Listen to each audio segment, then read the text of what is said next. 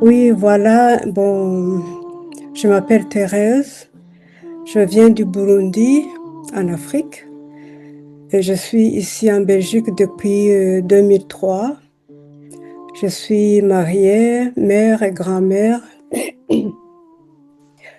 Et donc, j'ai été baptisée vraiment bébé dans une famille catholique. Il faut m'excuser, j'ai un petit souci au niveau de la voix. Et, et donc, j'ai reçu une éducation religieuse euh, dans les écoles, l'école que je suivais, primaire, secondaire. Et donc, mais au bout de quelques années, vers la fin du secondaire, j'ai perdu un peu la foi. C'était pas mon problème. Mais ça m'est revenu beaucoup, beaucoup plus tard, après mon mariage, après avoir eu déjà mes trois premiers enfants. J'ai six enfants et trois petits-enfants. Et ben, je ne me suis pas préparée. Vous m'excusez, je ne me suis pas vraiment préparée.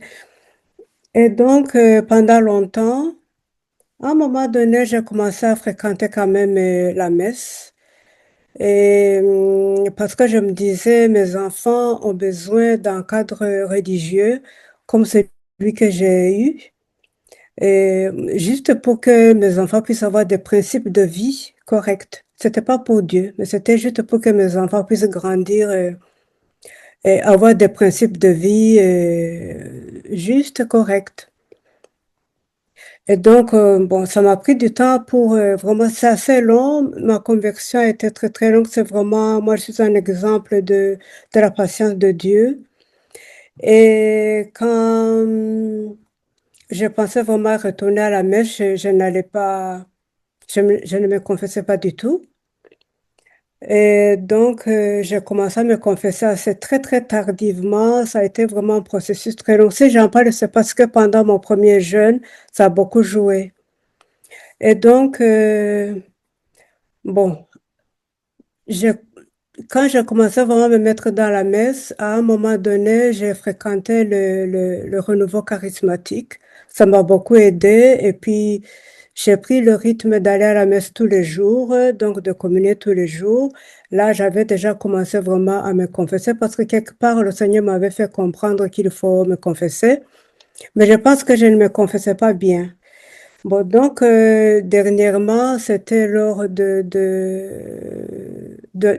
carême de l'année dernière. Marie-Angela en avait parlé à l'église que je fréquente au couvent Saint-Antoine ici à Bruxelles. Et j'ai senti un désir de le faire, mais j'avais peur en même temps. J'ai dit à Marie-Angela, écoute-moi, vraiment, je suis quand même, j'ai de l'âge, je n'ai 40 jours. Bon, elle m'a dit non. Bon, elle a essayé de me confirmer. J'ai dit oui, de me conforter. Mais bizarrement, je lui ai donné mon numéro de téléphone qui n'est pas sur WhatsApp. De façon qu'elle m'a envoyé le message pour me dire ce qu'il faut faire, j'ai pas reçu. Donc, je me suis dit, oh, peut-être Dieu ne veut pas que je fasse ça.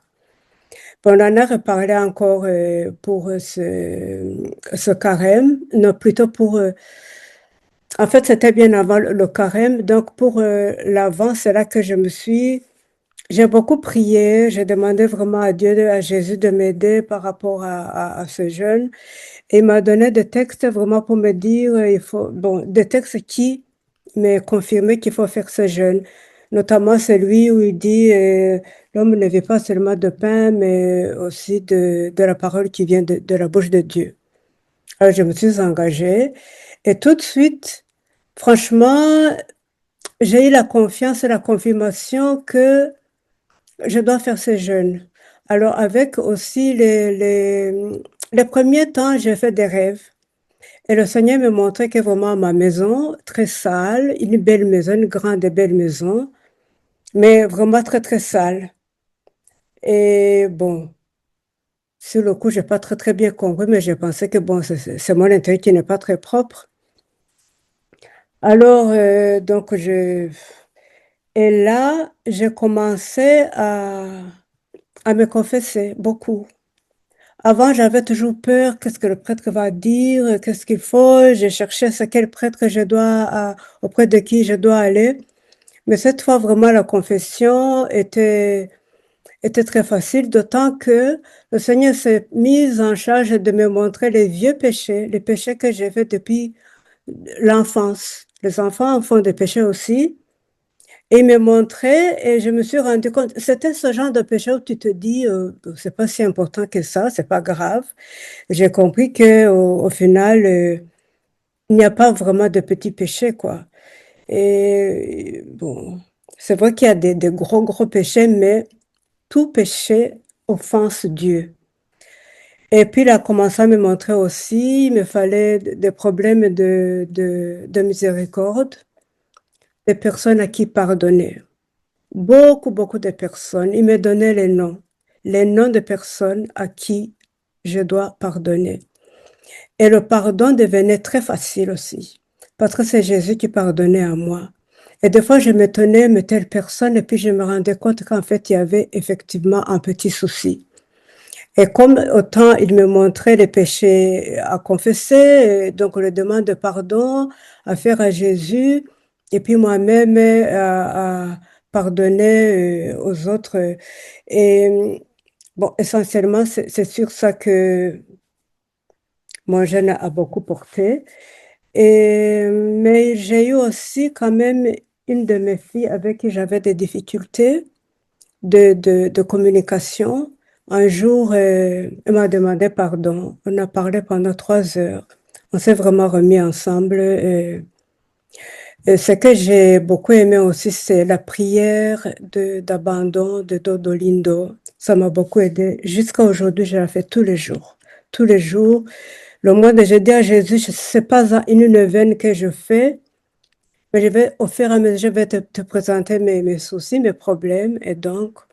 Et ça m'aide énormément, j'ai beaucoup de paix. Donc, en gros, bon, pour ces jeunes-ci, ça s'est passé autrement, ça s'est passé autrement. C'était plutôt très désertique. Vraiment le désert dans le désert. Très désertique, je disais à Jésus, est-ce que vraiment je fais le jeûne comme il faut?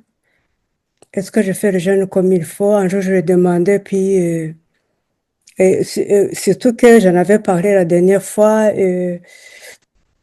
quand j'ai commencé à prier, j'ai sommeil et tout ça. Et puis, j'ai posé la question, et puis il m'a dit, il faut t'appliquer à accepter de mourir pour moi. Alors, j'ai eu beaucoup de paix par rapport à ça. Je dis à chaque fois, Jésus, il faut m'aider parce que moi, pour toi, c'est pas si évident que ça. Donc, je pense que ça m'a beaucoup aidé, cette affaire de mourir pour Jésus. Bon, voilà. En gros, c'est ce que j'ai à dire parce que je n'étais pas préparée du tout à faire ce témoignage. Voilà, c'est ça.